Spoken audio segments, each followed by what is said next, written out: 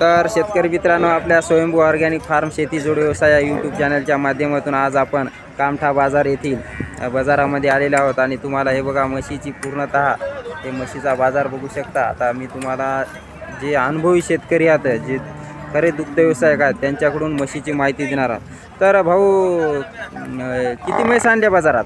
आता सध्याला एकच आहे। बरं, तर तुमच्याकडे म्हशी आता का? हो। बरं, किती म्हशी आता? आता सध्या आपल्या घरी शेडवर आता 8 म्हशी आता।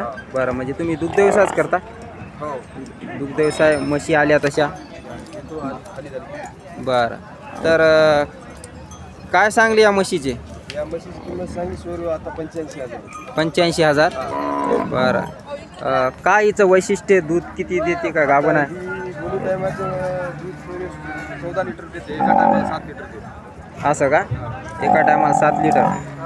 तर बघू शकता शेतकरी मित्रांनो, तुम्हाला याची म्हैस दाखवतो, चला।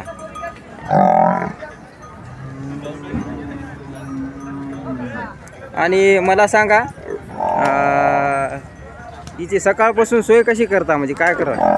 सोय काय नाही ना सोयरू, सकाळी उठले की आपले शेण वगैरे काढले शेडवर की नंतर बऱ्याच कुटार टाकता। हां, 7 वाजता, नंतर 10 वाजता पाणी करून आपली कुटी गजरा, हां, आणि नंतर 2 वाजता आपलं कडक्याची कुटी टाकता। बरं, संध्याकाळी अजून थोडं मका वगैरे टाकता। असं का? बरं, आणि समजा तुम्हाला दुग्ध व्यवसायाचा किती वर्षाचा अनुभव आहे या म्हशी? समजा 10-20 शाळा 10 वर्षात आहे। 10-12 वर्षाचा।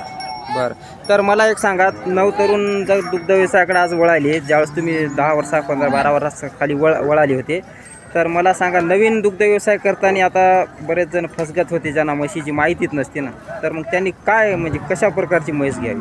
मसड आता मुरा, ही मसड आहे समजा मुरा जाती।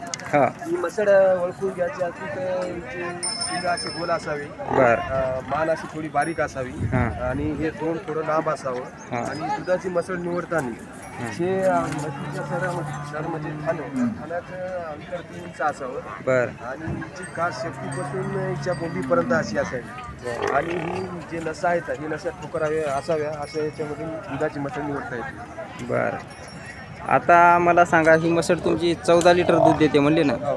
बरं, तर तुमच्याकडे अशा म्हशी आहेत का दुसऱ्या? आता आपल्या शेडवर आहेत ना अजून 8 म्हशी आहेत। बरं, तर शेतकरी मित्रांनो बघू शकता, यांचा अनुभव खूप दांडगा दुग्ध व्यवसायातील आहे। कारण आणि तरुण ज्या वेळेस 10वी झाली त्यानंतर यांनी दुग्ध व्यवसायाला खूप सुरुवात केली, आणि तेव्हापासून यांनी सुरुवात हे केली। तरी या चाऱ्यामध्ये काय तुमच्याकडे गजरा गवत वगैरे कोणता? गजरा गवत आहे, मका आहे, कडबा आहे, बरं, दार आहे।